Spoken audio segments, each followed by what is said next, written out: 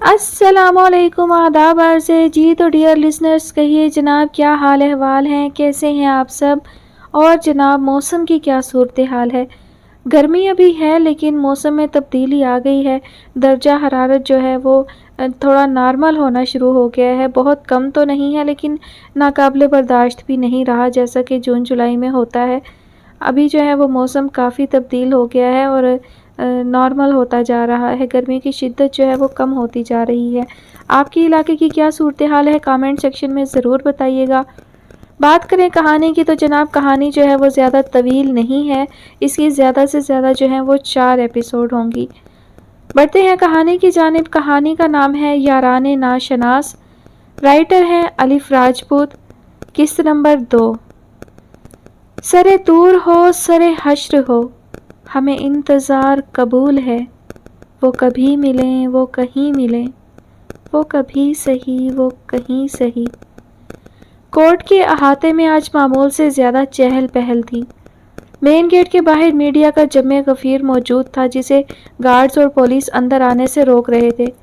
کچھ news channels کے نمائندے سائٹ پر کھڑے پورے جوش سے کیمرے میں دیکھ کر بول رہے تھے۔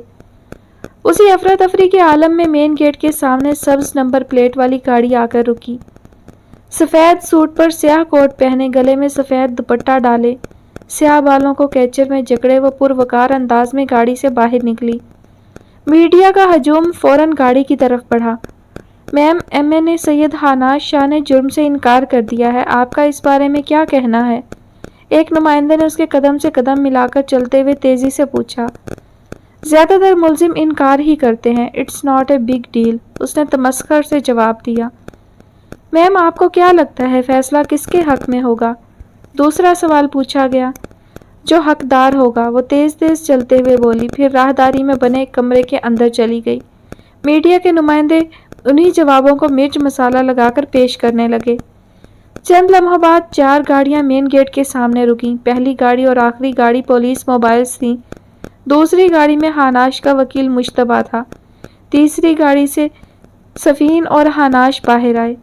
آئس بلو 2 پیس پہنے، آنکھوں پر سن گلاسز لگائے، ہاناش مسکراتا ہوا پوری شان سے عدالت کی عمارت میں داخل ہوا۔ میڈیا فوراً اس کی جانب بھاگا۔ سر، آپ کو کیا لگتا ہے کہ عدالت کس کے حق میں فیصلہ دے گی؟ سر، آج کی پیشی کے لیے آپ مکمل تیاری سے آئے ہیں؟ سوال پر سوال پوچھے جا رہے تھے۔ وہ بغیر کسی کو جواب دیے مجتبیٰ اور سیف کے ہمراہ کمرہ عدالت میں داخل ہو گیا۔ کمرہ عدالت میں داخل ہوتے ہی نظریں اچانک اس پر ساقط ہوئی تھیں جو بالکل سامنے کھڑی کسی سے محو گفتگو تھی۔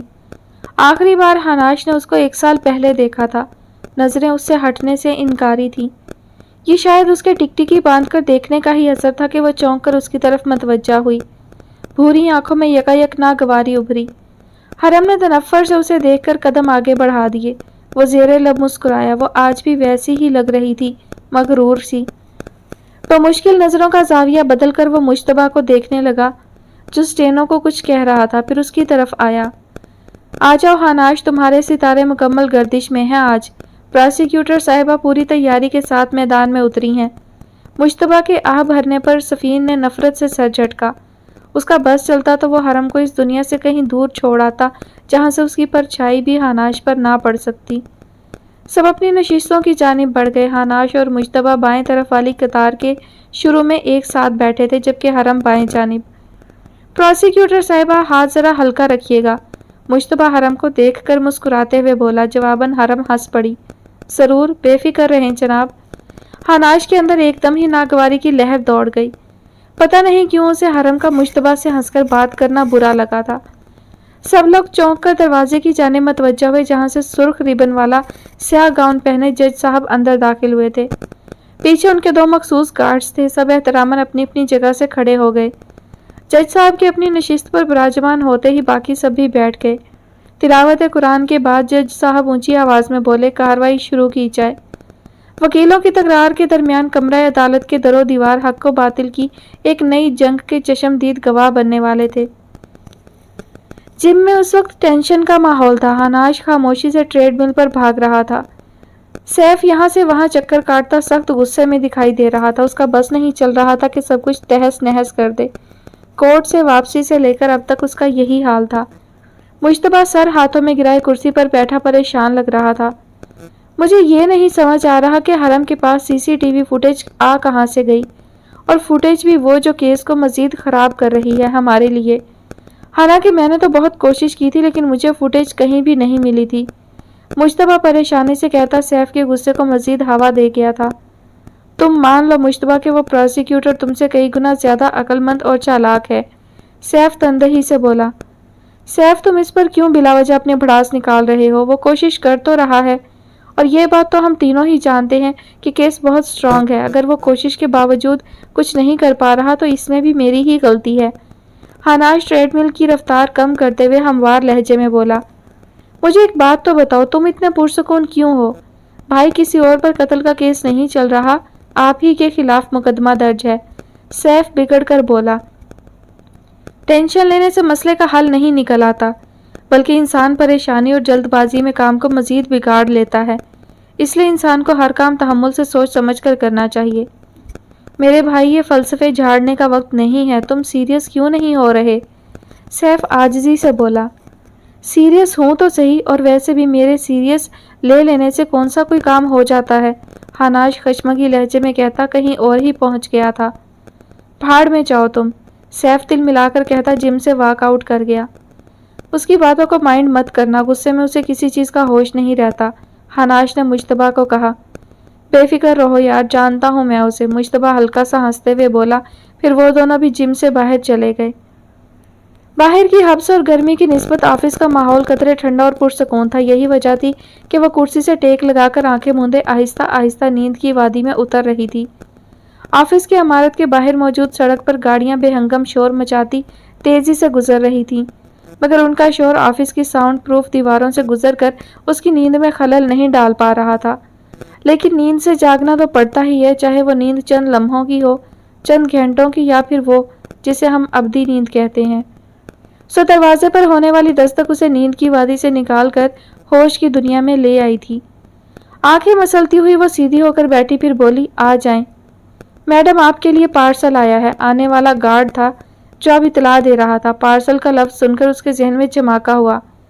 किसने भेजा है? उसने जल्दी से पूछा। मैडम, कोरियर वाले ने ये तो नहीं बताया, हालांकि मैंने उससे पूछा भी था, गार्ड सादगी से बोला। अच्छा ठीक है, इसको यहाँ पर रख कर आप जाएं, उसने मेज़ की तरफ इशारा करते हुए कहा। गार्ड डब्बा मेज़ पर रख कर चला गया। उसने इंटरकॉम पर खुद के लिए कॉफ़ी मंगवाई, फिर सर हाथों में गिरा लिया। उसे समझ नहीं आ रही थी कि इस सब के पीछे था कौन। कौन था वो जो उस एमएनए के खिलाफ उसको सबूत भेज रहा था, और उसकी एमएनए से क्या दुश्मनी थी, और वो भी इन सबूतों को बगैर तफ्तीश के इस्तेमाल किए जा रही थी। कहीं वो एमएनए बेकसूर तो नहीं, कहीं वो उसके साथ ज्यादती तो नहीं कर रही। लेकिन सबूत तो हमेशा उसके खिलाफ ही होते हैं। सोच सोच कर उसका दिमाग फटा जा रहा था, लेकिन कोई सिरा उसके हाथ लग कर ही नहीं दे रहा था। वो गहरा सांस लेती हुई उठकर वॉशरूम की जानिब बढ़ गई। चेहरे पर ठंडे पानी के छींटे मारने से कुछ राहत मिली। तौलिए से चेहरा खुश्क करती हुई वो जब तक बाहर आई उसकी कॉफ़ी भी आ चुकी थी। सर्दी हो या गर्मी, उसकी कॉफ़ी की तलब कभी ख़त्म नहीं होती थी। अब भी तसल्ली से बैठकर कॉफ़ी ख़त्म की, फिर पार्सल उठाकर अपने सामने रखा। चंद लम्हे उसे घूरते रहने के बाद बिल आखिर उसने पार्सल खोल ही लिया। उसके अंदर एक प्लास्टिक का ट्रांसपेरेंट बैग रखा था जिसमें एक गन थी।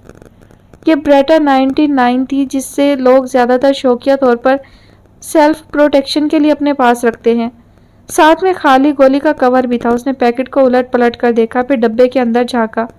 इस बार डब्बे में कोई नोट नहीं था। उसने भारी सांस खारिज करते हुए कुर्सी की पुश्त से सर टिका लिया। यकायक उसके नंबर पर किसी की कॉल आने लगी। मोबाइल उठाकर स्क्रीन पर चमकता नंबर देखा। कोई अनजान नंबर था। बटन दबाकर मोबाइल कान से लगाया। कैसी हैं प्रोसिक्यूटर साहिबा? वो चौंक कर सीधी हुई। पार्सल भेजने वाले ने खुद को लड़की जाहिर किया था, और अब कॉल पर भी कोई लड़की ही थी। तमहीद छोड़कर सीधा मुद्दे की बात पर आती हूँ। ये जो आपको डब्बे में से गन बरामद हुई है, ये उस एमएनए सैयद हनाज शाह की है। डब्बे को पलट कर देखें, एक कागज़ मिलेगा। ये इस गन का लाइसेंस है जो कि हनाज शाह के नाम पर है। उसने डब्बा पलट कर देखा, वहाँ वाकई टेप से एक कागज़ लगा हुआ था। आपको याद तो होगा, विक्टिम के माथे पर गोली का निशान था। मेरा ख्याल है कि इतना काफ़ी है। आगे आप खुद बहुत समझदार हैं कि क्या करना है। اس نے جلدی سے ٹیبل کی دراز میں سے ایک چھوٹا سا موبائل نکالا، پاسورڈ لگا کر لاک کھولا۔ لیکن تم ہو کون اور اس MNA سے تمہاری کیا دشمنی ہے؟ اس نے تیزی سے پوچھا۔ اس دوران وہ دوسرے موبائل پر میسج بھی ٹائپ کر رہی تھی۔ وقت آنے پر آپ کو پتہ چل جائے گا، لڑکی سپاٹ لہجے میں بولی۔ حرم نے چھوٹے موبائل پر سینڈ کا بٹن دبایا، پھر خشک لہجے میں بولی، میری بات سنو، اگر تم نے میرے سوالوں کے جواب نہ دیے تو میں اس کیس سے پیچھے ہٹ جاؤں گی۔ آ گئی سمجھ، پھر ڈھونڈ لینا کسی دوسرے پروسیکیوٹر کو۔ حرم کے تندہی سے کہنے پر دوسری طرف کہا گونجا، اچھا مذاق تھا، لیکن چلے میں آپ کو بتاتی ہوں کہ میں کون ہوں۔ میں اس وکٹم کی بیوی ہوں جسے اس نے اس MNA اور اس کے ساتھیوں کے ڈر سے چھپا کر رکھا تھا کہ کہیں وہ مجھے کوئی نقصان نہ پہنچا دیں۔ وہ حکومتی خزانے سے لوٹے گئے پیسے میرے شوہر کے اکاؤنٹ میں رکھوانا چاہتے تھے، لیکن میرے شوہر کے انکار پر مشتعل ہو کر اس کو جان سے مار دیا۔ قتل میں صرف اس MNA کا ہاتھ ہے، اس کے ساتھیوں کا نہیں۔ میرا اب اس دنیا میں کوئی نہیں رہا، میرا جینا بیکار ہے، لیکن میں چاہتی ہوں کہ مرنے سے پہلے اس MNA کو بھی موت کے گھاٹ اتار دوں، اور اس کام کے لیے مجھے آپ سے بہتر کوئی نہیں ملا۔ اب میں فون رکھتی ہوں، خدا حافظ۔ اس نے اپنی رام کہانی سنائی اور حرم کے کچھ پوچھنے سے پہلے ہی کال کاٹ دی۔ حرم تو دل ملا کر ہی رہ گئی، پھر اس نے دوسرے موبائل پر ایک نمبر ڈائل کیا۔ ہاں رضا، جو کام میں نے تمہیں کہا ہے وہ جلد از جلد ہو جانا چاہیے، ہمارے پاس زیادہ وقت نہیں ہے۔ کال بند کر کے دونوں موبائل ٹیبل پر رکھے، پھر گن کو دیکھا۔ اس لڑکی کا محتاط انداز اس کو بہت کچھ سوچنے پر مجبور کر رہا تھا۔ وہ اپنے کمرے سے ملحقہ کا اسٹڈی روم میں بیٹھا آفس کا کام کر رہا تھا۔ دیوار گرد کھڑکی کے اوپر والے پٹ کھولے ہوئے تھے جن سے ٹھنڈی ہوا گزر کر اندر داخل ہو رہی تھی۔ اسٹڈی روم کا پرسکون اور خاموش ماحول اس پر خوشکن اثرات مرتب کر رہا تھا۔ یہی وجہ تھی کہ وہ سب سے الگ تھلگ ہو کر یہاں بیٹھا تیزی سے اپنا کام کر رہا تھا۔ دروازے پر دستک ہوئی، اس نے جھنجھلا کر دروازے کو دیکھا۔ کم از کم اس وقت وہ تنہائی چاہتا تھا۔ پھر گہرا سانس لے کر بولا، آ جائیں۔ دروازہ کھول کر پریشان سے ولیجہ اندر داخل ہوئی۔ سیف، نیچے پولیس آئی ہوئی ہے۔ اس کے بتانے پر وہ چونکا۔ پولیس کیوں آئی ہے؟ اس نے ماتھے پر شکن ڈالے پوچھا۔ انسپیکٹر کہہ رہا ہے کہ گھر کی تلاشی لینی ہے۔ تم یہیں رکو، میں دیکھتا ہوں، وہ کہتا ہوا باہر چلا گیا۔ جب وہ سیڑھیاں اتر کر نیچے آیا تو دیکھا کہ انسپیکٹر اور 3 پولیس اہلکار لاؤنج میں بیٹھے تھے۔ ایک نے تو لاؤنج کے اندر بنی الماری کی تلاشی لینا بھی شروع کر دی تھی۔ اس کے اندر غصے کا شدید ابال اٹھا۔ کیوں آئے ہیں آپ لوگ اور کس سے پوچھ کر میرے گھر کی چیزوں میں گھس رہے ہیں؟ اس نے بمشکل غصہ ضبط کرتے ہوئے پوچھا، لیکن لہجے میں موجود ناگواری کو نہ چھپا سکا۔ میرے خیال میں تمہاری بیوی نے تمہیں شاید بتایا نہیں کہ ہم کیوں آئے ہیں۔ ویسے کافی بگڑی ہوئی بیوی ہے تمہاری۔ انسپیکٹر کمینگی سے مسکرایا۔ بکواس بند رکھو اپنی اور یہ بتاؤ کہ کس خوشی میں منہ اٹھا کر یہاں آ گئے ہو۔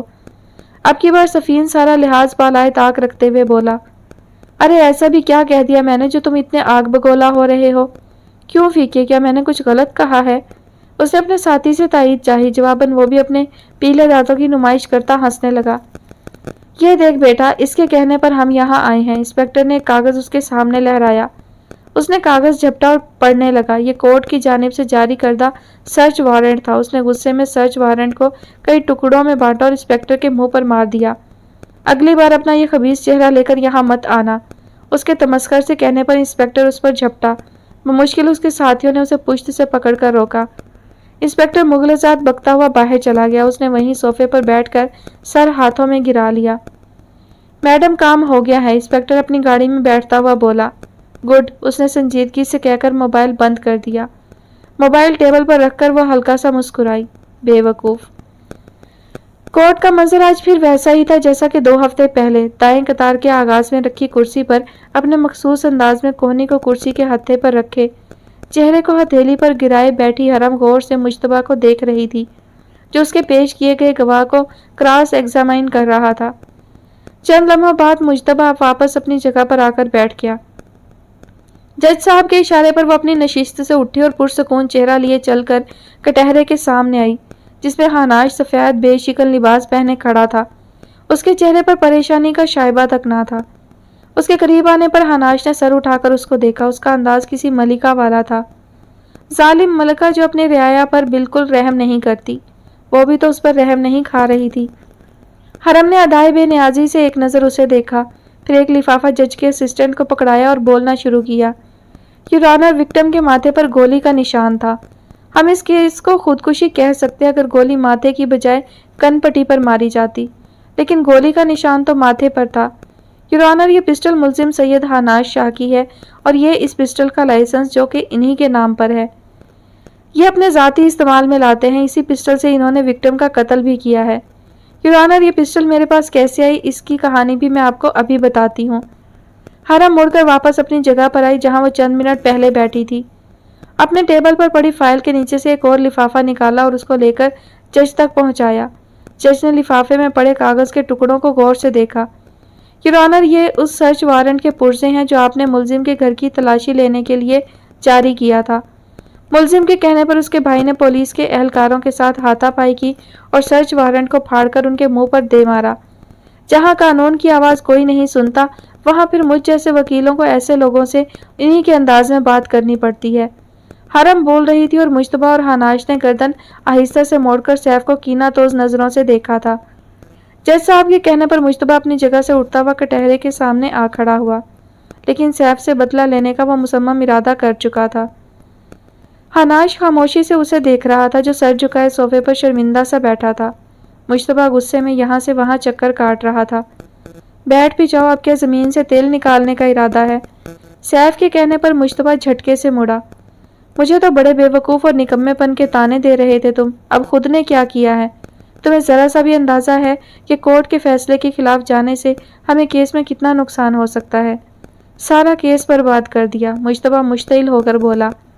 ज़रूरत ही क्या थी तुम्हें सर्च वारंट फाड़ने की? ऊपर से वो प्रोसिक्यूटर हर सबूत और गवाह को हमारे खिलाफ इस्तेमाल किए जा रही है। अब तो कोई मौजज़ा ही फैसले को हमारे हक में कर सकता है। वो पुलिस वाला मुसलसल मेरी बीवी के बारे में बकवास कर रहा था और मैं उसको जवाब में कुछ भी ना कहता। इतना बेगैरत नहीं हूँ मैं। और उस प्रोसिक्यूटर का तो मेरे सामने नाम ही ना लो। अगर एक कत्ल माफ़ होता ना तो मैं उसी का करता। सैफ ने खफगी और गुस्से से कहा। और मैं तुम्हारा कत्ल कर देता बेवकूफ़ इंसान। अब कौन सा तुमने गैरत का मुजाहरा कर लिया है? ले लेने देते उस पुलिस इंस्पेक्टर को घर की तलाशी। अब देखा है कैसा बदला लिया है उसने। मुश्तबा उस पर मज़ीद बरहम हुआ था। बस कर दो तुम दोनों, लड़ने के अलावा कोई काम ही नहीं है दोनों को। अब आगे भी सोच लो कि क्या करना है। हानाश के घुरकने पर दोनों मुंह बसोर कर बैठ गए। उसी वक्त 6 साला इब्राहिम कमरे में दाखिल हुआ। उसको देखकर हानाश के चेहरे पर मुस्कुराहट छा गई। अस्सलाम वालेकुम बड़े पापा। इब्राहिम उसके करीब पहुंचा तो उसने इब्राहिम को उठाकर अपनी गोद में बिठा लिया। वालेकुम अस्सलाम। कैसा है बड़े पापा का चैंप? अब तो आप बड़े पापा के साथ खेलते भी नहीं हो। हानाश मसनूई नाराज़गी से बोला। मामा ने कहा था कि आप आजकल परेशान हैं तो मैं उल्टे सीधे सवाल करके आपको परेशान मत करूं। इब्राहिम ने संजीदगी से वलीजा की हिदायत दोहरा दी। आप मुझे बिल्कुल तंग नहीं करते, इसलिए जब दिल करे मेरे पास आ जाया करें, हम दोनों मिलकर खेलेंगे। हानाश के कहने पर उसके चेहरे पर बड़ी सी मुस्कुराहट आ गई। बड़े पापा, आपको एक बात बताऊं? जी बताएं। स्कूल में सब मुझे कहते हैं आप बहुत गंदे हैं और आप गलत काम करते हैं। मैं भी आप ही की तरह गंदा हूँ। सब मुझे बहुत तंग करते हैं। इब्राहिम मुंह बनाकर बोलता उसका दिल चीर गया था। वो चुप हो गया था। उस नन्हे से बच्चे को वो क्या कहकर तसल्ली देता। उसकी खामोशी को महसूस करते हुए सफ़ीन बोल पड़ा। इब्राहिम, यहाँ मेरे पास आकर बैठो। इब्राहिम हानाश की गोद से उतरा और छोटे छोटे कदम उठाता हुआ सफ़ीन के पास जाकर बैठ गया। कौन तंग करता है आपको? मुझे उसका नाम बताओ, सैफ ने प्यार से पूछा। सभी करते हैं पापा। अब अगर कोई भी आपको तंग करे तो सीधा प्रिंसिपल को कंप्लेन कर देना। और आप खुद बताओ कि आपके बड़े पापा अच्छे हैं या नहीं? मेरे बड़े पापा बहुत अच्छे हैं। He is a Superman. Ibrahim लम्हे का तवक्कुफ किए बगैर फ़ख्र से बोला। एग्जैक्टली। अब आपके पापा बहुत अच्छे हैं। उनके पास ऐसे बड़े पापा नहीं है ना, इसलिए वो आपसे जेलस होते हैं। ओह, अब समझ आया। मैं अपना होमवर्क करना तो भूल ही गया। बड़े पापा, मैं होमवर्क करने जा रहा हूँ। शाम को हम खेलेंगे, ठीक है? इब्राहिम सर पर हाथ मारकर बोला। हानाश ने सर हिला दिया। वो छोटे छोटे कदम उठाता उछल कूद करता हुआ बाहर चला गया और पीछे वो दोनों एक दूसरे से नजरें चुरा कर रह गए। वो चलता हुआ खिड़की के पास आकर खड़ा हो गया। खिड़की के खुले दरवाजों से लॉन का मंजर साफ दिखाई दे रहा था। इब्राहिम और हानाश फुटबॉल खेल रहे थे। इब्राहिम ने बाल को कोर्ट की तरफ किक मारी। हानाश ने भागते हुए बाल को रोकने की मसनूई कोशिश की। जैसे ही वो बॉल के पास आया, बाल उसकी टांगों के नीचे से निकलकर गोल कोर्ट में दाखिल हो गई। इब्राहिम खुशी से शोर मचाने लगा। हानाश ने हंसते हुए उसे ऊपर उठाया और गोल गोल घुमाने लगा। पूरा लॉन उनकी खिलखिलाहटों से गूंज रहा था। उस मंजर को देखते हुए सैफ की आंखों में नमी जमा होने लगी थी। एक एक करके हर उम्मीद दम तोड़ती जा रही थी। ये बात सोचकर ही तकलीफ हो रही थी कि अगर वो लोग केस हार गए तो जिस शख्स को उसने अपना बाप, भाई, दोस्त सब कुछ समझा था वो उससे महरूम हो जाएगा। वो अपने भाई के लिए कुछ कर भी नहीं पा रहा था। अंदर घुटन बढ़ती जा रही थी। गहरा सांस लेकर एक फैसला करता हुआ वो खिड़की के सामने से हट गया। अब उस प्रोसिक्यूटर से मिलना नागजीर हो गया था कि शायद कोई हल निकल आए। चलो और कुछ ना सही उसके दिल पर से बोझ ही उतर जाएगा। इसी सोच के साथ उसने ड्रेसिंग टेबल पर पड़ा अपना मोबाइल उठाया और किसी को कॉल मिलाने लगा। वो स्टडी टेबल के गिर्द बैठी नोट पैड पर तेजी से कुछ लिखने में मसरूफ थी कि उसका मोबाइल स्क्रीन पर एक नंबर जगमगाने लगा। उसने मोबाइल उठाकर बगैर देखे ही कान से लगा लिया। अस्सलामुअलैकुम, ADPP हरम मलिक स्पीकिंग। वालेकुम अस्सलाम प्रोसिक्यूटर साहिबा, क्या आप अपने कीमती वक्त में से चंद लम्हात मुझ नाचीज़ पर ज़ाया कर सकती हैं? दूसरी जानिब से संजीदगी से कहा गया। उसने मोबाइल कान से हटाकर घूरा। आप हैं कौन? सैयद सफ़ीन शाह। हरम के नोट पैड पर चलते हाथ रुके। ओह, तो आप हैं। फ़ोन धमकी देने के लिए किया है या रिश्वत? उसने नोट पैड साइड पर रखकर इत्मीनान से पूछा। चोर दरवाजे इस्तेमाल करना मेरी शान के खिलाफ है। क्या मैं मिल सकता हूँ आपसे? मिलने की वजह? उसने कलम की नोक को गौर से देखते हुए पूछा। ये तो जब मिलेंगी तभी बताऊंगा। अगर आप तारीख और वक्त बता देंगी तो मेहरबानी होगी। हरम ने चंद लम्हे कुछ सोचा, फिर गहरा सांस लेकर बोली, आप कल शाम 5 बजे मेरे घर आ जाइएगा। बहुत बेहतर। उम्मीद करता हूँ कि यह मुलाकात हमारे दरमियान राज रहेगी। सफ़ीन शाह की बात पर हरम ने कोफ्त से आंखें घुमाई। यह तो मुलाकात की नौयत पर मुनहसिर है शाह साहब। खैर, अब अगर आप इजाज़त दें तो मैं थोड़ा सा केस पर काम कर लूँ, उसने जताते हुए कहा। बिल्कुल, खुदा हाफिज। उसने मोबाइल एक तरफ रखकर कुछ लम्हे सोचा, लेकिन फिर कंधे उचकाकर नोट पैड वापस अपनी जानिब खींच लिया। लगाकर आग शहर में ये बादशाह ने कहा, उठा है आज दिल में तमाशे का शौक बहुत। झुकाकर सर सभी शाह परस्त बोल उठे, हजूर का शौक सलामत रहे शहर और बहुत। ये मंजर रोशनियों के शहर कराची के एक हाई क्लास सोसाइटी का है, जिसके सभी घर इस वक्त मसनूई रोशनियों में नहाए हुए थे। उन्हीं घरों में से सबसे आखिर वाले घर के तय खाने में इस वक्त लोगों की कसीर तादाद मौजूद थी। कुछ लोग नशे में धुत सोफों पर पड़े हुए थे तो कुछ मौसीकी की धुन पर रक्स करने में मशगूल थे। तय खाने के दाएं जानिब जिम, जबकि बाएं जानिब ड्रिंक बार बना हुआ था, जहां इस वक्त जिब्रान कुरैशी और उसके चंद साथी मौजूद थे। हाँ तो कुरैशी साहब, क्या बना उस MNA का? उसके कसबल निकले या नहीं? उसके एक साथी ने हराम मशरूब का घूंट अपने अंदर उतारते हुए पूछा। सबर मेरी जान, उसके कस भी निकलेंगे और बल भी। चंद लोगों में मकबूल होकर खुद को बहुत बड़ी चीज़ समझने लगा था। 2 दिन बाद जब अदालत उसे सज़ा सुनाएगी तब जाकर उसे ये बात समझ आएगी कि इंसान को खुद से बड़े लोगों से पंगे नहीं लेने चाहिए।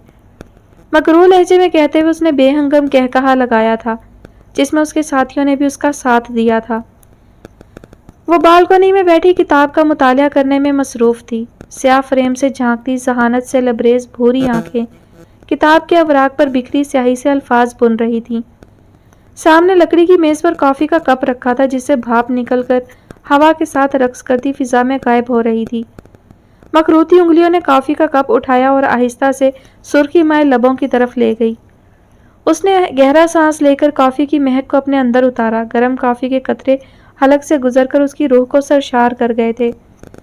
पुरफसू खामोशी को नूरी की आवाज़ ने तोड़ा था, जो बालकनी के दरवाजे से झांक कर कह रही थी, बीबी जी, सफ़ीन साहब आए हैं, उन्हें यहीं भेज दो और उनके लिए कॉफ़ी ले आना। वह बेनियाजी से कहकर फिर से किताब की तरफ मतवज्जा हो गई। वो इस महल की मलिका थी और मलिका कभी मेहमान के इस्तकबाल के लिए खुद नहीं जाया करती। जब वो महल तक आ गया था तो यहाँ तक भी खुद आ सकता था। चंद लम्हों बाद उसे अपने पीछे कदमों की चाप सुनाई दी। किताब का कोना मोड़कर मेज़ पर रखे हुए वो उसकी जानिब मतवज्जा हुई, जो सलाम कर रहा था। वालेकुम अस्सलाम, आओ सफ़ीन बैठो। वो दूसरी कुर्सी पर बैठ गया। रस्मी जुमलों के तबादले तक नूरी कॉफ़ी और दीगर लवाजमात ले आई थी। सफ़ीन ने नूरी का शुक्रिया अदा करते हुए कॉफ़ी का कप थाम लिया। हरम उसको मुंतज़िर निगाहों से देख रही थी। कोई भी बात करने से पहले मैं तुम पर यह वाज़ेह कर देना चाहता हूँ, मैं यहाँ अपने भाई की सफाई पेश करने या केस वापस लेने के लिए तुम्हारी मिन्नतें करने नहीं आया। उसने कहते हुए कड़वी कॉफ़ी के चंद कतरे हलक में उतारे। तो फिर? हमारी आज तक जितने भी बिल वास्ता या बिला वास्ता मुलाकातें हुई हैं, उनसे तुम्हें यह अंदाज़ा तो हो ही गया होगा कि मैं तुम्हें सख्त नापसंद करता हूँ। हरम ने सैफ को नागवारी से देखा, लेकिन सैफ का ध्यान दूसरी तरफ था। लेकिन अपने दिल का गुबार निकालने के लिए मुझे तुमसे बेहतर कोई नहीं लगा। होश में हो तुम? हरम ताज्जुब से बोली। आप जनाब वाला तकल्लुफ उसने भी नहीं किया था। तुम्हें पता है ना, हानाश मेरा सगा भाई नहीं है। वो मेरा सगा भाई हो ही नहीं सकता। ये दूसरा बड़ा झटका था जो सैफ ने उसे दिया था। मम्मा के भाई बाबा के दोस्त थे। उनकी अचानक हादसाती मौत के बाद बाबा को मजबूरन मम्मा से शादी करनी पड़ी, क्योंकि मम्मा का अब उस दुनिया में कोई नहीं रहा था। लेकिन बाबा कभी मम्मा को अपने वालिदैन के घर नहीं लेकर गए, जहाँ उनकी पहली बीवी रहती थी। यही बात मुझे हानाश और उसकी मम्मा से मज़ीद मुतनफ़र करती थी। बोलते हुए उसकी नज़रों का महवर आसमान पर उड़ते परिंदे थे, जो पुरसकून से अपने घरों को लौट रहे थे। सैफ को उनका सुकून काबिले रश्क लगा था। मैं 8 साल का था जब मम्मा की वफ़ात हो गई। बाबा मुझे अपने दूसरे घर ले गए और मेरा एडमिशन भी हानाश के स्कूल में ही करवा दिया। बड़ी मम्मा हानाश से ज़्यादा मुझे प्यार करने लगी, और हानाश, वो खुद 24 घंटे मेरे साथ खेलने के लिए मेरे आगे पीछे घूमता था। मुझे गुस्सा आता था कि ये मुझसे नफ़रत क्यों नहीं करता, और इसी वजह से मैं उसके पसंदीदा खिलौने तोड़ देता था। अक्सर तो मेरी वजह से उसको चोट भी लग जाती थी, लेकिन वो फिर दूसरे दिन मेरे पास आ जाता। कुछ अरसे बाद रोड एक्सीडेंट में बड़ी मम्मा की भी मौत हो गई। वो छुप छुप कर उन्हें याद करके रोता था, लेकिन उन्हीं की तरह मेरा ख्याल रखता। मुझे उसमें अपना अक्स नज़र आने लगा था। मैंने भी तो अपनी माँ खोई थी ना। हरम खामोशी से उसे सुन रही थी। आसमान पर न जाने कहाँ से सुरमई बादल आकर डेरा जमा चुके थे, और अब ज़मीन को भिगोते हुए वो भी अपना गम हल्का कर रहे थे। वक्त गुजरता गया, लेकिन उसकी मेरे लिए मोहब्बत में कमी नहीं आई। हम दोनों का यूनिवर्सिटी का पहला दिन था जब बाबा को हार्ट अटैक हुआ। ज़मीन पर गिरते हुए कोई नोकीली चीज़ उनके सर में चली गई थी, जिससे उनकी फौरी मौत हो गई। एक एक करके मेरे सारे प्यारे बिछड़ते जा रहे थे। मैं फिर से बिखर गया। वही सर्द रवैया और तोड़ फोड़ मेरा मामूल बन गया। इस बात को बिल्कुल फरामोश किए कि टूटा तो वो भी था, लेकिन उसने अपनी किरचियों को संजीदगी के खोल में मकीद करके बिखरने से रोक लिया था। उसने खुद को पसे पुश्त डालकर मेरे लिए वो सब किया जो एक भाई तो क्या बाप भी नहीं करता। शिद्दत गम से उसकी आवाज़ कांप रही थी। हरम को उससे हमदर्दी हुई, लेकिन फिर बहुत अरसे बाद मैंने उसे खुश देखा, अपने लिए जीता हुआ देखा, और इसकी वजह तुम थी हरम। वो हर रोज़ मुझसे तुम्हारे बारे में बातें करता था। तुम्हारा जिक्र उसकी सारी कल्फत दूर कर देता था, लेकिन उसके लहजे में तुम्हारे लिए हमेशा एहतराम होता था, जैसे तुम कोई बहुत मुकद्दस हस्ती हो, और तुम्हारी शान में अदा किया गया कोई भी गैर मुहज़्ज़िब लफ्ज़ उसे गुनाहगार कर देगा। हरम ने उसको बेयकीनी से देखा। वो हानाश की खुद को पसंदीदगी के बारे में वाकिफ़ थी, लेकिन ये पसंदीदगी इस हद तक होगी वो ये नहीं जानती थी। तुम्हारी शादी के बाद उसने एक बार फिर खुद पर संजीदगी का खौल चढ़ा लिया। उसने एक बार फिर अपनी ज़ात को फरामोश कर दिया। मगर जब उस पर कत्ल का इल्ज़ाम आयद हुआ और इस इल्ज़ाम को तुमने डिफेंड किया, तो वो फिर से बिखर गया। वो इंसान जिसने सारी ज़िंदगी किसी से नफ़रत ना की हो, नाहक किसी के लिए गलत अल्फाज इस्तेमाल ना किए हों, वो कत्ल कैसे कर सकता है हरम? वो बज़ाहिर मजबूत नज़र आता है, लेकिन वो तकलीफ़ में है हरम, और उसको तकलीफ़ में देखकर मैं बेचैन रहता हूँ। मेरा ज़मीर मुझे मलामत करता है कि मैं अपने भाई के लिए कुछ नहीं कर पा रहा। सफ़ीन ने उसकी तरफ रुख मोड़ा। उसकी आंखें ज़ब्त से सुर्ख हो रही थीं। वो हरम को झंझोड़ना चाहता था, उससे पूछना चाहता था कि क्या तुम्हें हानाश की आंखों में अपने लिए कभी मोहब्बत नज़र नहीं आई? मैं तुम्हारी मिन्नत करता हूँ हरम, की अदालत का फ़ैसला चाहे जो भी हो, तुम इस केस से दस्तबरदार हो जाओ हरम। ये बात तकलीफ़ दे है कि उसे नाहक सज़ा मिलेगी, लेकिन उससे ज़्यादा तकलीफ़ दे बात यह है कि उसको सज़ा दिलवाने वाली तुम हो। मैं नहीं चाहता इस बार वो बिखरे तो उसे समेटना नामुमकिन हो जाए।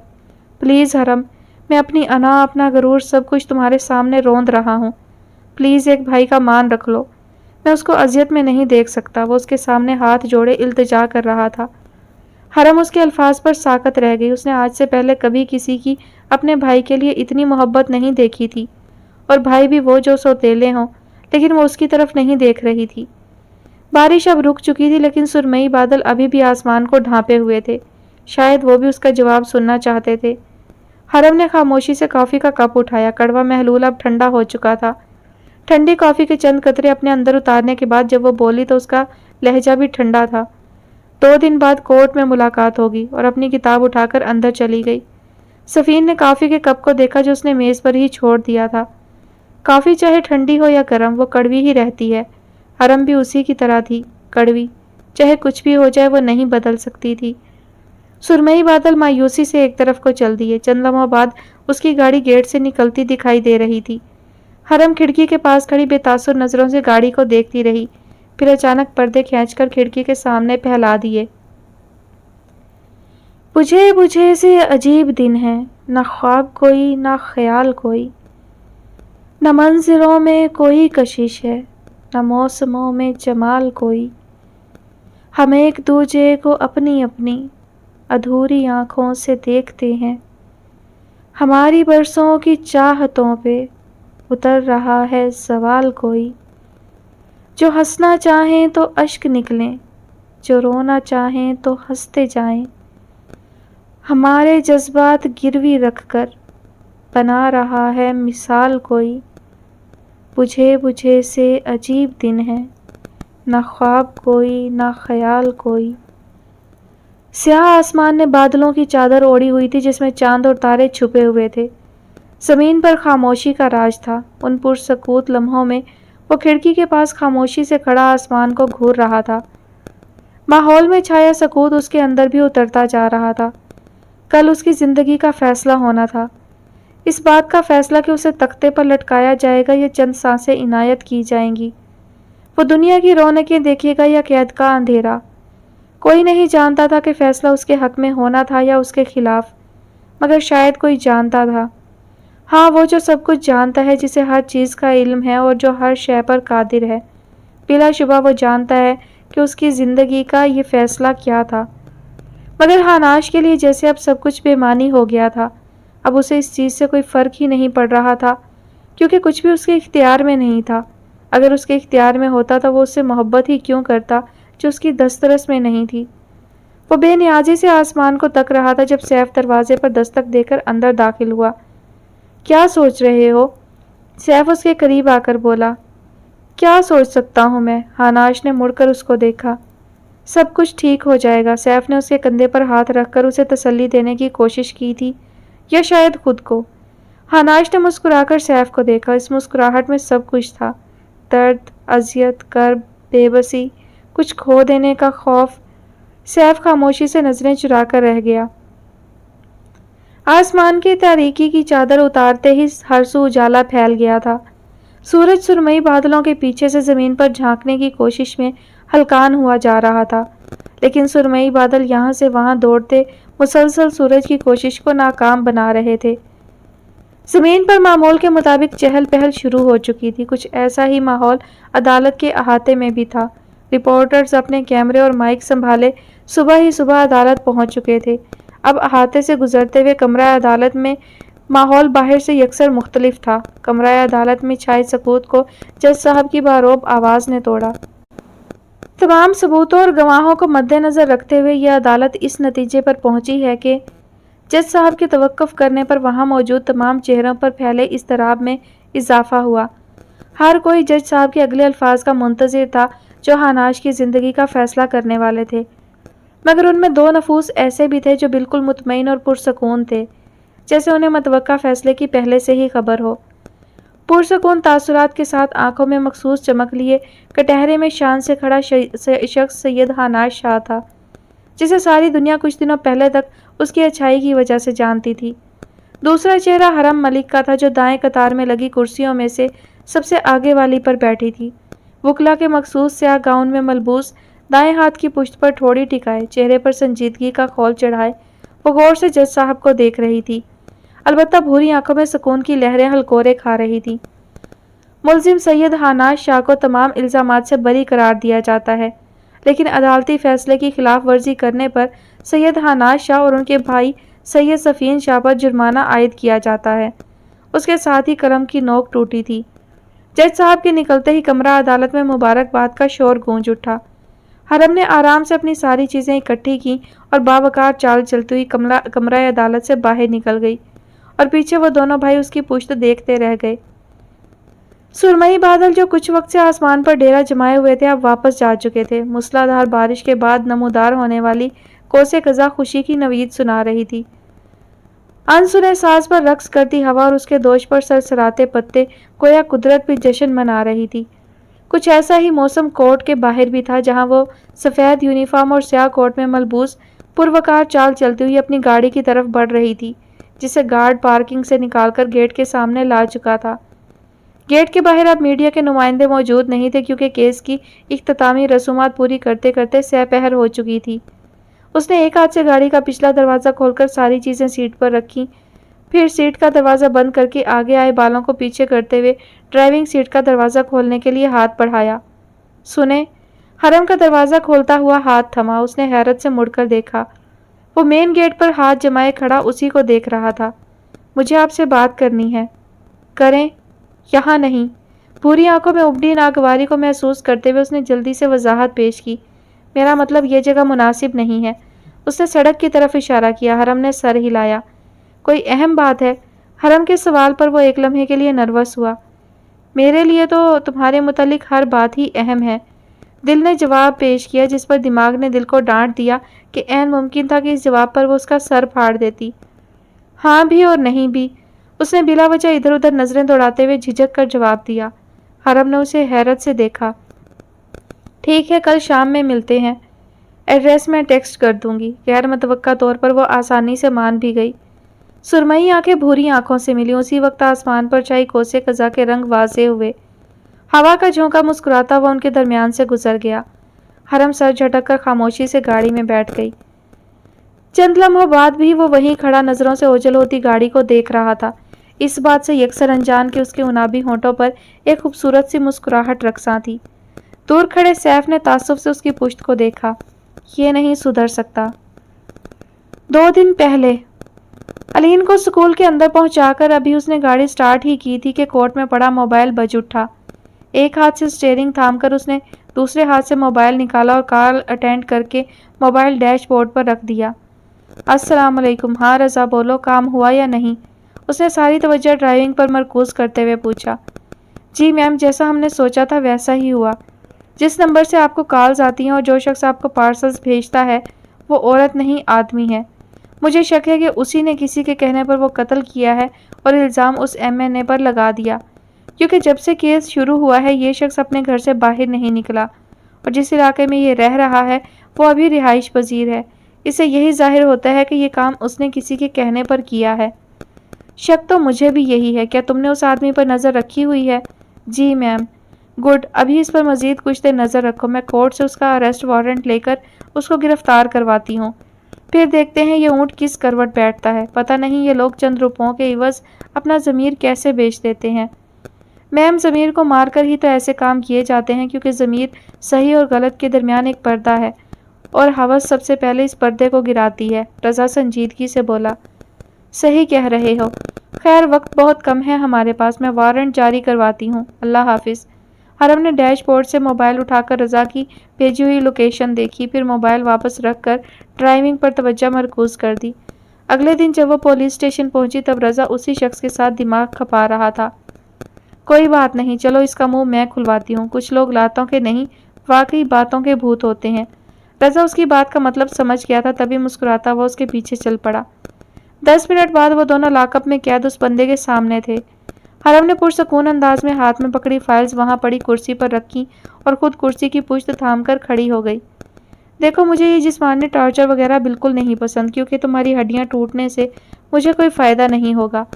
हाँ, लेकिन अगर तुम मुझे वो दे दो जो मैं चाहती हूँ तो उसमें तुम्हारा भी फ़ायदा होगा और मेरा भी। हरम ने पुरसकून और संजीदा लहजे में बात का आगाज़ किया। मैं कुछ समझा नहीं, वो आदमी हकलाता हुआ बोला।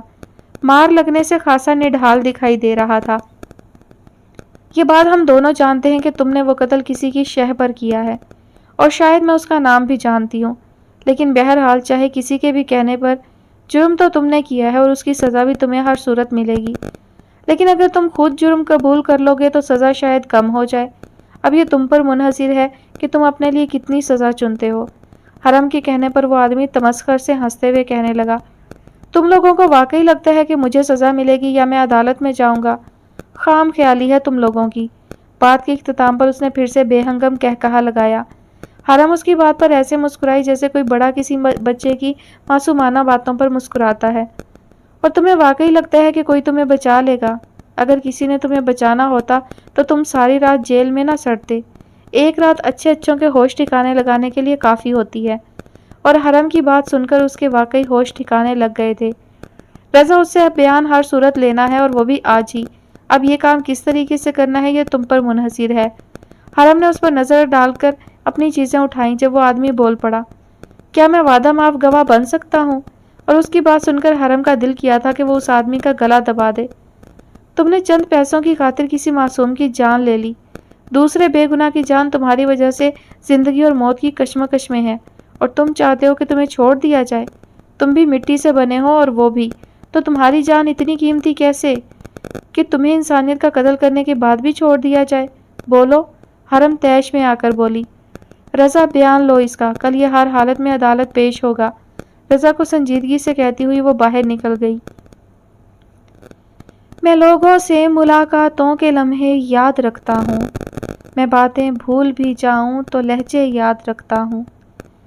سرے محفل نگاہیں مجھ پہ جن لوگوں کی پڑتی ہیں، نگاہوں کے معنی سے وہ چہرے یاد رکھتا ہوں۔ ذرا سا ہٹ کے چلتا ہوں زمانے کی روایت سے، کہ جن پہ بوجھ میں ڈالوں وہ کاندھے یاد رکھتا ہوں۔ میں یوں تو بھول جاتا ہوں خراشیں تلخ باتوں کی، مگر جو زخم گہرے دیں رویے یاد رکھتا ہوں۔ حناش نے سنجیدگی سے تمام پھولوں کے ہار گلے سے اتار کر پیچھے کھڑے اپنے سیکریٹری کے حوالے کیے، جو پارٹی کے ممبر ان بڑے فخر اور جوش و خروش سے اس کو پہنا رہے تھے۔ کاظمی صاحب کے پرسکون رہنے کے اشارے پر اس نے سر جھٹک کر تلخی سے ان سب کو دیکھا۔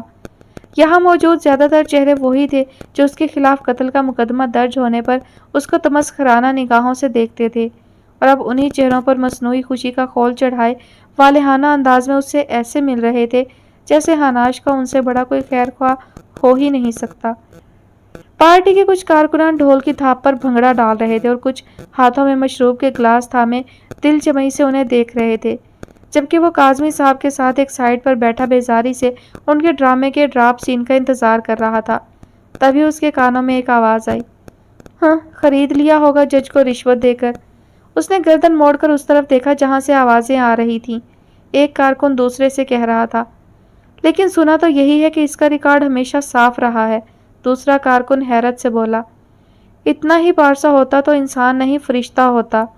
یہ کہتے ہوئے وہ شخص شاید بھول گیا تھا کہ انسان فرشتوں سے زیادہ اونچے عہدے پر فائز ہے۔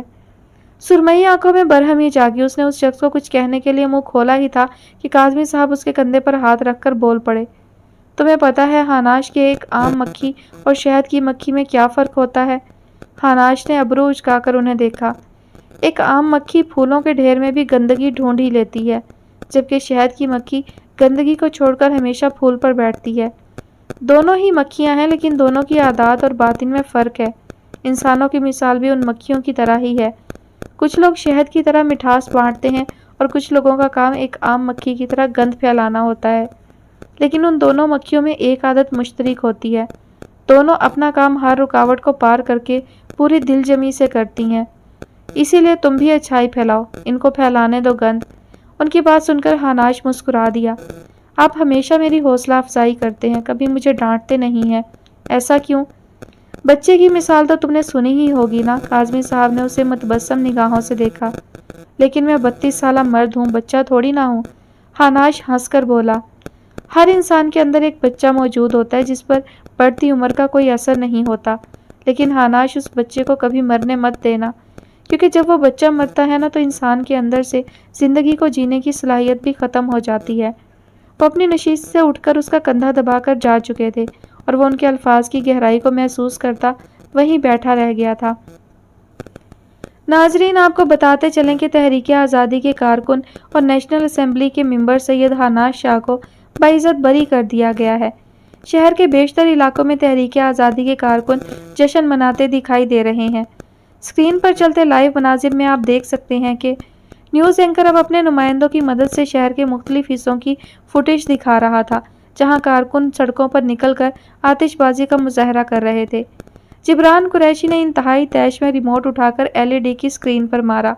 LED کی اسکرین سیاہ ہو گئی اور کانچ ٹوٹ کر زمین پر بکھر گیا۔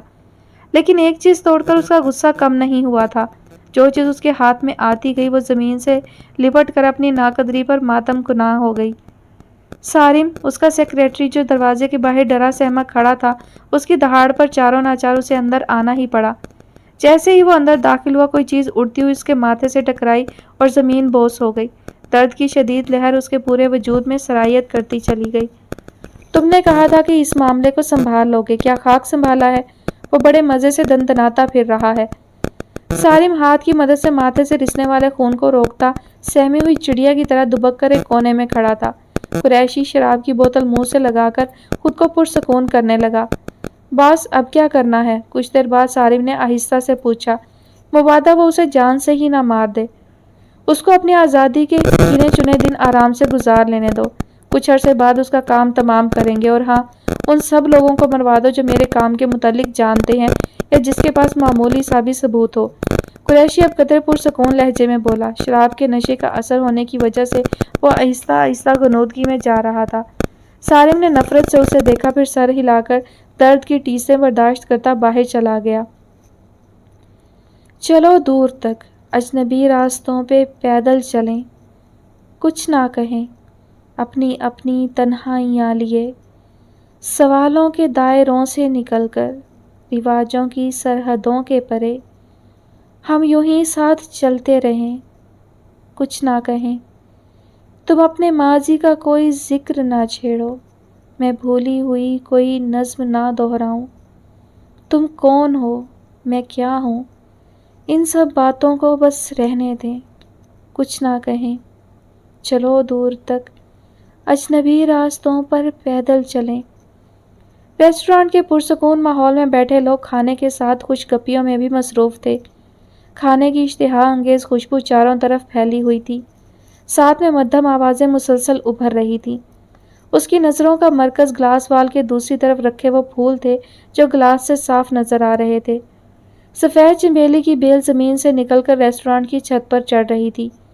اسی وقت کوئی ریسٹورانٹ کا دروازہ کھول کر اندر داخل ہوا۔ ہاناش کو وہ باہر سے ہی نظر آ گئی تھی، اس لیے وہ بلا توقف اس کی جانب بڑھ گیا۔ حرم کی محویت کو کرسی سرکنے کی آواز نے توڑا تھا۔ اس نے چونک کر دیکھا، ہاناش اس کے سامنے والی کرسی پر بیٹھ چکا تھا۔ وہ اس وقت ایش گرے فارمل سوٹ میں ملبوس تھا، سیاہ بال سلیقے سے پیچھے کی طرف سیٹ کیے ہوئے تھے۔ السلام علیکم۔ وعلیکم السلام۔ ہاناش کے سلام کرنے پر اس نے سر ہلا کر جواب دیا۔ حرم نے اپنی ٹھنڈی کافی کو دیکھا، پھر مینیو کارڈ اٹھا کر اس سے پوچھا، تم کچھ منگواؤ گے؟ اس نے آپ جناب والا کوئی تکلف نہیں کیا تھا۔ بلیک کافی، ہاناش نے زیر لب مسکراتے ہوئے جواب دیا۔ حرم نے سر ہلا کر ویٹر کو اس طرف آنے کا اشارہ کیا۔ اس ملاقات کا مقصد؟ حرم نے کافی سے نکلتی بھاپ کو بغور دیکھتے ہوئے پوچھا۔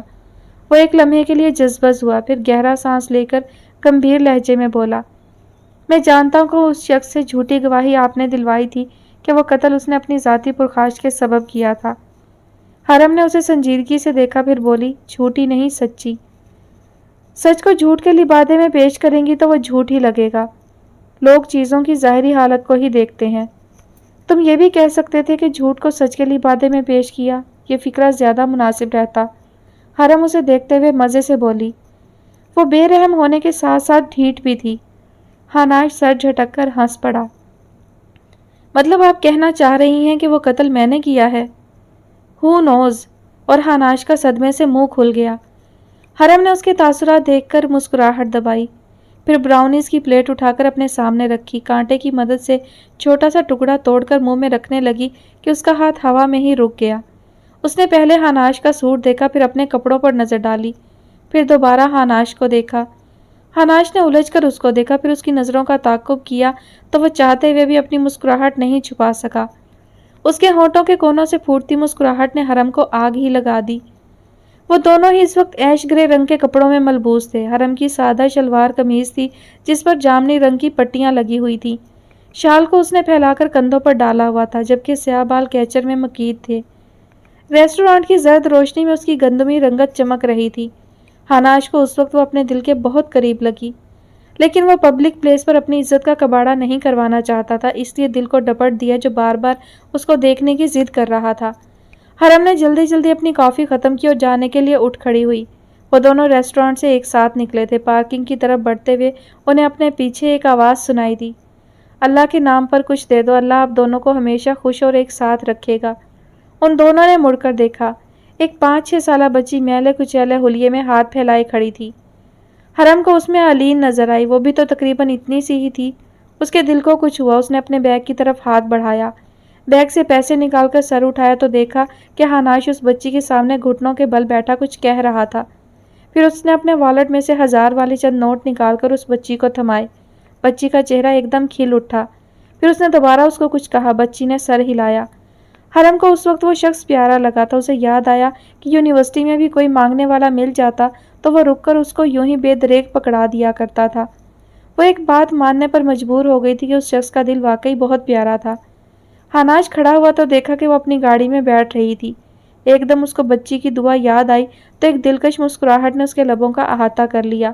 گہرا سانس لے کر مسکراتا ہوا وہ بھی اپنی گاڑی کی طرف بڑھ گیا۔ سیاہ گاڑی سید لاج کے پورچ میں آ کر رکی۔ گاڑی سے نکل کر وہ لان کی طرف ہی بڑھ گیا جہاں ولیجہ اور سیف بیٹھے چائے پی رہے تھے۔ ابراہیم پورے لان میں سائیکل گھماتا پھر رہا تھا۔ السلام علیکم بھائی، اس کو اس طرف آتا دیکھ کر ولیجہ شاہ نے سلام کیا۔ وعلیکم السلام، اس نے مسکرا کر جواب دیا۔ میں یہ کال سن کر آتی ہوں۔ ولیجہ نے موبائل سامنے کیا جس کی بیل بجنا شروع ہو گئی تھی۔ سیف سر ہلا کر اس کی طرف متوجہ ہوا جو دوسری کرسی پر بیٹھ گیا تھا۔ So how was the date? Saif نے مسکراہٹ دبا کر پوچھا۔ جواباً حناش نے اسے زبردست گھوری سے نوازا۔ تم فی الحال اپنا منہ بند ہی رکھو تو بہتر ہے۔ کیوں؟ کس خوشی میں؟ سیف فوراً تڑک کر بولا۔ حرم کو کیا کہہ کر آئے تھے تم؟ او تو پراسیکیوٹر صاحبہ نے تم سے میری چغلی کی ہے۔ ویسے مجھے ان سے اس قدر غیر مہذب حرکت کی امید نہیں تھی۔ بکواس کیے بغیر اس شخص کا بالکل گزارا نہیں تھا۔ جیسے میں تو تمہیں جانتا ہی نہیں ہوں، حناش خشمگی لہجے میں بولا۔ جواباً سیف نے پورے دانتوں کی نمائش کر دی۔ ہائے بڑے پاپا، ابراہیم سائیکل چلاتا اس کے پاس آیا۔ ہے چیمپ، بڑے پاپا آپ میرے ساتھ کھیلیں گے؟ اس سے پہلے کہ حناش کوئی جواب دیتا سیف کی زبان پھسلی۔ بیٹا اب اکیلے کھیلنے کی عادت ڈال لو کیونکہ بڑے پاپا کے ساتھ کھیلنے کے لیے کوئی اور آ رہی ہے۔ جب بھی بولنا فضول ہی بولنا۔ آؤ ابراہیم، ہم نیڈ فار سپیڈ کھیلتے ہیں۔ سیف کو جھڑک کر وہ ابراہیم سے مخاطب ہوا۔ اب تم لڑکیوں والی گیمز کھیلنے کی عادت ڈال لو کیونکہ مستقبل قریب میں تمہیں یہی کھیلنی پڑیں گی۔ مجال ہے جو وہ باز آ جائے۔ حناش نے اسے تعصب سے دیکھا اور ابراہیم کو لے کر اندر بڑھ گیا۔ وہ جلدی جلدی میز پر بکھری فائلز اکٹھی کر کے اپنے بیگ میں رکھ رہا تھا۔ اس کام سے فارغ ہو کر اس نے اسٹڈی روم سے نکل کر اپنا سوٹ کیس اور دیگر چیزیں اٹھائیں۔ سیف آپ کو یوں اچانک کیوں جانا پڑ رہا ہے؟ پہلے تو ایسا کبھی نہیں ہوتا۔ ولیجہ اس کی پیکنگ دیکھ کر ناراضگی سے بولی۔ پہلے ایسا اس لیے نہیں ہوتا کہ میں ایسی صورتحال کے لیے تیاری کر کے رکھتا ہوں، لیکن اس بار حناش کے چکر میں بزنس کو صحیح طریقے سے دیکھ ہی نہیں پایا۔ اب لاہور والی برانچ میں جو نقصان ہوا ہے اس کو ٹھیک کرنے میں کتنا وقت اور رقم لگے گی یہ تو جا کر دیکھنا پڑے گا، تبھی پتہ چلے گا۔ لیکن بے فکر ہو، اگلے ہفتے واپس آ جاؤں گا۔ سیف نے اسے تفصیل بتاتے ہوئے ساتھ میں اس کی پیشانی پر پیار کیا اور کمرے سے نکل پڑا۔ حناش جو اسی وقت آیا تھا سیف کو سامان کے ساتھ کہیں جاتا دیکھ کر پوچھ بیٹھا، تم کہاں جا رہے ہو؟ آپ کی بدولت جو نقصان ہوا ہے اسی کا جائزہ لینے جا رہا ہوں، سیف خشمگی لہجے میں بولا۔ میری وجہ سے کون سا نقصان؟ کیا میں نے کہا تھا کہ تم سارا کچھ چھوڑ چھاڑ کر میری فکر میں دبلے ہو جاؤ؟ حناش نے اسے گھورا۔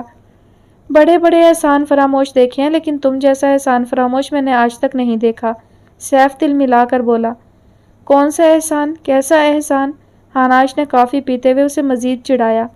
بیٹا یہ جو آپ اس وقت یہاں سکون سے بیٹھے مسلسل زبان چلا رہے ہیں نا، یہ میری ہی بدولت ہوا ہے، ورنہ اس وقت یا تو آپ جیل میں سڑ رہے ہوتے یا میں آپ کے کل کی بریانی کھا رہا ہوتا۔ سیف بھیا کو تو آگ لگی ہوئی تھی جس کی چنگاریوں سے وہ حناش کو بھی بھسم کرنا چاہتے تھے، لیکن حناش بھی آخر انہی کے بھیا تھے۔ مزے سے بولے، افسوس ہوا آپ کا اتنا بڑا غم سن کر، لیکن تم بے فکر ہو، جب تم واپس آؤ گے تو ہم دونوں مل کر صحیح سے اس غم کا افسوس منائیں گے اور بریانی بھی کھائیں گے۔ ولیجہ شاہ نے بمشکل اپنی مسکراہٹ ضبط کی۔ سیف ان دونوں کو کینہ توز نظروں سے دیکھتے ہوئے غصے سے اللہ حافظ کہتا چلا گیا۔ حناش اور ولیجہ نے ایک دوسرے کو دیکھا اور کھل کر ہنس پڑے۔ وہ اس وقت اپنے آفس میں بیٹھی تھی جس کا ماحول اے سی کی بدولت ٹھنڈا اور خوشگوار ہو رہا تھا۔ عادت سے مجبور اس نے اپنی کافی کا کڑوا محلول اپنے اندر اتارتے ہوئے دوسرے ہاتھ سے موبائل میں کسی کا نمبر ڈائل کیا۔ چند لمحوں بعد کال اٹینڈ کر لی گئی تھی۔ السلام علیکم رضا، تم نے اس آدمی سے جو بیان لکھوایا تھا وہ کہاں ہے؟ میم وہ تو ہم نے کورٹ میں جمع کروا دیا تھا۔ رضا میں اصل بیان کی بات کر رہی ہوں، کورٹ میں جو پیش کیا گیا تھا وہ اصل اور لفظ بہ لفظ نہیں تھا۔ اب کی بار وہ تحمل سے ٹھہر ٹھہر کر بولی۔ او اچھا وہ والا، میرے پاس ہی ہے، آپ کو چاہیے؟ رضا کی سیانی سی ہنسی ہنستا ہوا بولا۔ ہاں مجھے چاہیے۔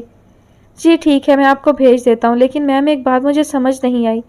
ہمارے پاس ثبوت تھے مگر پھر بھی آپ نے جبران قریشی پر کیس نہیں چلایا، حالانکہ اس ایم این اے کے کیس میں قریشی بھی پھنس سکتا تھا اور اس طرح اصل مجرم کو سزا بھی مل جاتی۔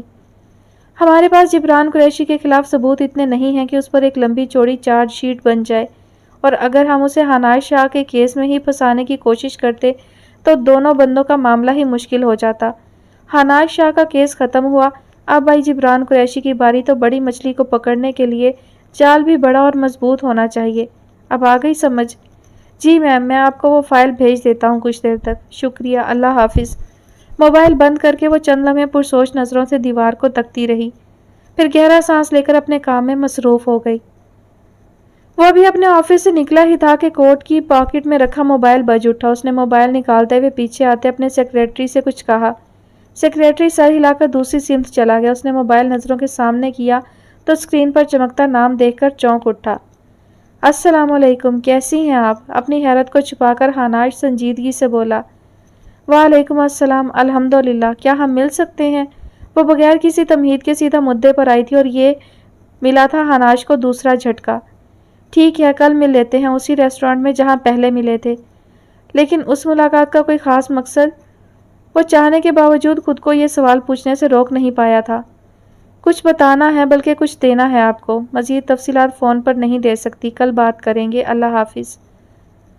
سرمئی بادل آج پھر آسمان کو ڈھانپے ہوئے تھے، ہوا کے نرم جھونکے تازگی کا احساس دلا رہے تھے۔ حناش کھڑکی کے پاس کھڑا کافی سے لطف اندوز ہو رہا تھا، دوسرے ہاتھ سے موبائل تھام کر کان کو لگایا ہوا تھا۔ ہوا کا جھونکا اس کے بالوں کے ساتھ کھیل رہا تھا۔ مجھے یہ بات سمجھ نہیں آئی کہ حرم نے قریشی کے خلاف ثبوت تمہیں کیوں دیے حناش؟ فون کے اسپیکر سے سیف کی آواز ابھری۔ حرم کو اس کے کیس کی تفتیش کے دوران قریشی کے خلاف جتنے بھی ثبوت ملے تھے وہ حرم نے حناش کے حوالے کر دیے تھے۔ حناش نے واپس آ کر سیف کو ان ثبوتوں اور حرم سے متعلق ملاقات سے آگاہ کیا تھا۔ پتہ نہیں، ویسے اس کا انداز تو یہی کہہ رہا تھا کہ اب تم جانا اور تمہارا کام، بہت ہو گئی میں تمہارے لیے خوار۔ حناش نے کافی کے قطرے اپنے اندر اتارتے ہوئے پرمزہ انداز اپنایا۔ فون کے اسپیکر سے سیف کا کہا گونجا۔ ویسے پروسیکیوٹر صاحبہ سے اسی طرح کے جملوں کی امید کی جا سکتی ہے۔ ہو جاؤ شروع تم اس کی شان میں زمین آسمان ایک کرنے کے لیے۔ پتہ نہیں تمہیں اس سے کیا بیر ہے، حناش خشمگی لہجے میں بولا۔ بیر تھا، اب نہیں ہے، بلکہ اب تو پروسیکیوٹر صاحبہ کو شکریہ ادا کرنا بنتا ہے۔ میں ایک بار یہاں کے کام سے فارغ ہو جاؤں، پھر تسلی سے اسے سلامی پیش کرنے جاؤں گا۔ سیف مزے سے بولا۔ کس بات کا شکریہ؟ وہ ہمارا راز ہے، تم اس کے خیالوں میں گم رہو، اللہ حافظ۔ حناش نے سر جھٹک کر فون کی اسکرین کو دیکھا جو کال ختم ہونے کا پیغام دے رہی تھی، پھر گہرا سانس لے کر کھڑکی کے سامنے سے ہٹ گیا۔ پھر ہوئی شین الف میم خدا خیر کرے، ہاتھ میں آ گیا پھر جیم الف میم خدا خیر کرے۔ عشق پہلا ہے مجھے، ڈر ہے ہو نہ جاؤں کہیں، نون الف کاف الف میم خدا خیر کرے۔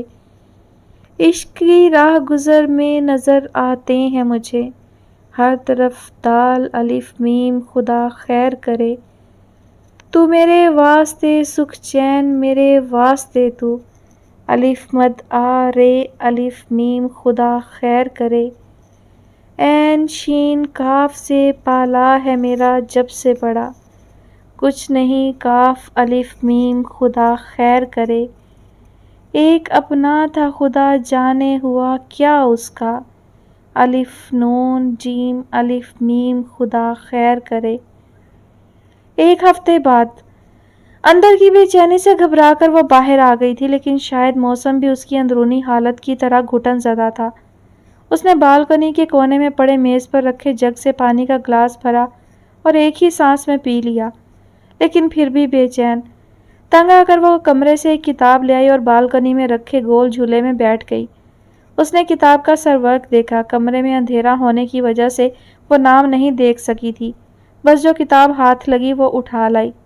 کتاب کے کارڈ پر رومیز ڈاٹر لکھا ہوا تھا۔ یہ ایک فارن آتھر کی مولانا جلال الدین رومی پر لکھی گئی کتاب تھی۔ پچھلی سائٹ پر کہانی کا مختصر سا تعارف دیا ہوا تھا۔ سب سے اوپر بڑے بڑے حروف میں رومی کا ایک قول لکھا تھا: "Love is like an ocean without shores. You have to learn to bear it." اس نے زیر لب قول دہرایا۔ اس کا کیا مطلب ہوا؟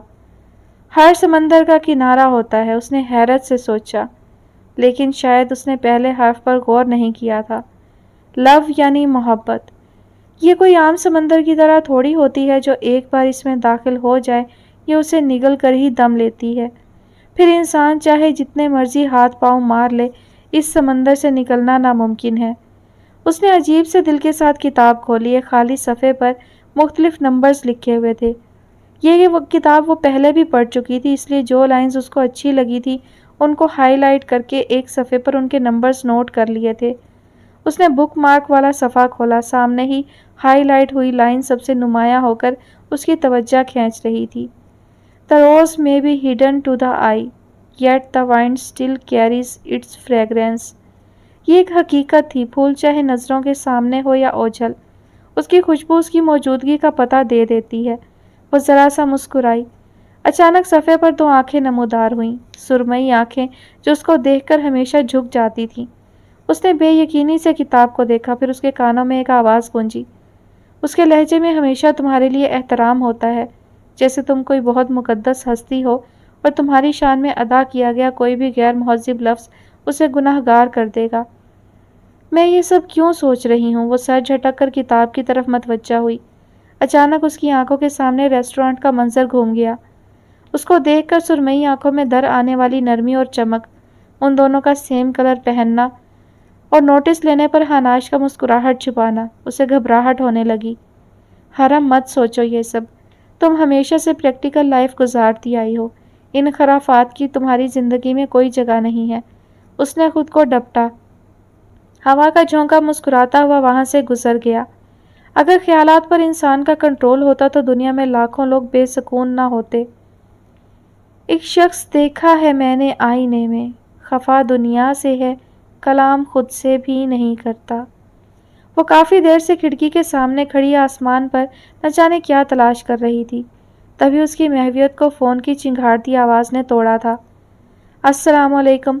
فون کان سے لگا کر وہ بیزاری سے بولی۔ اس وقت کسی سے بات کرنے کا دل نہیں چاہ رہا تھا۔ "وعلیکم السلام۔ موڈ کیوں خراب ہے؟" زہرا نے حیرت سے پوچھا۔ "کچھ نہیں، تم بتاؤ کیا کر رہی تھی؟" وہ گہرا سانس لے کر کھڑکی کے سامنے سے ہٹ گئی۔ زہرا اس کی کزن تھی جو اپنی فیملی کے ساتھ لندن میں رہتی تھی۔ "کچھ خاص نہیں، بچوں کی چھٹیاں ہو رہی ہیں تو وہ آئے دن کسی نہ کسی جگہ گھومنے کی فرمائش کرتے رہتے ہیں۔ علین کی بھی چھٹیاں ہو رہی ہیں۔ اب وہ بیڈ پر نیم دراز ہو گئی تھی۔ "واقعی؟ پھر تو تم اس کو لے کر آ جاؤ یہاں، بچے تم دونوں کو بہت مس کرتے ہیں۔ میرا آفس کا مسئلہ ہے ورنہ میں خود آ جاتی۔ وہ جو تمہارا دوسرا فلیٹ ہے اس کی کیا کنڈیشن ہے؟" "وہ تو فی الحال خالی ہے، 1 مہینہ پہلے ہی اس کا ایگریمنٹ ختم ہوا ہے۔ تم کیوں پوچھ رہی ہو؟" "میں سوچ رہی ہوں لندن شفٹ ہو جاؤں." اس نے بیڈ کی سفید چادر پر انگلیاں پھیرتے ہوئے کہا۔ "حرم، آر یو اوکے؟ ہوا کیا ہے؟ تمہاری آواز بھی عجیب لگ رہی ہے۔ اچانک ایسا کیا ہوا جو تم سب کچھ چھوڑ کر یہاں شفٹ ہونا چاہتی ہو؟" اب کی بار زہرا کے لہجے میں تشویش تھی۔ "کچھ نہیں ہوا، میں بالکل ٹھیک ہوں، بس روٹین سے فیڈ اپ ہو گئی ہوں، اسی لیے چینج کا سوچا۔ اور علین، اس کی پڑھائی کا حرج نہیں ہوگا کیا؟" "ہاں، کچھ دن پہلے ہی وہ نیکسٹ کلاس میں پروموٹ ہوئی ہے تو زیادہ مسئلہ نہیں ہوگا، اور ذہین بھی ہے تو کور کر لے گی۔ تو تم نے پکا ارادہ کر لیا ہے؟" "ہاں۔" "چلو ٹھیک ہے، جیسے تمہیں بہتر لگے۔ تو پھر کب تک آ رہی ہو؟" "تقریباً 1 ڈیڑھ ہفتہ۔" "اتنی جلدی ویزا لگ جائے گا؟" اب زہرا نے حیرت سے پوچھا۔ "زہرا صاحبہ، آپ شاید بھول رہی ہیں کہ میں ایک وکیل ہوں." حرم بے نیازی سے بولی، پھر چند ایک باتیں کر کے فون بیڈ پر پھینک دیا۔ اسے جلد از جلد یہاں سے جانا تھا، اگر مزید یہاں رہی تو وہ پاگل ہو جائے گی۔ اسے لگ رہا تھا کہ جگہ کی تبدیلی سے دل کی بے چینی بھی کم ہو جائے گی، اس بات سے بے خبر کہ یہ کوئی وقتی جذبہ تھوڑی نہ تھا جو اتنی آسانی سے جان چھوڑ دیتا۔ ابھی تو اس سفر کا آغاز ہوا تھا اور اس سفر کے دو ہی انجام ہوتے ہیں، یا تو انسان منزل پر پہنچ جاتا ہے یا پھر تکلیفیں سہتے سہتے راستے میں ہی ڈھیر ہو جاتا ہے، لیکن واپسی کا کوئی راستہ نہیں ہوتا، اور ابھی تو اس کے سفر کا آغاز ہی ہوا تھا۔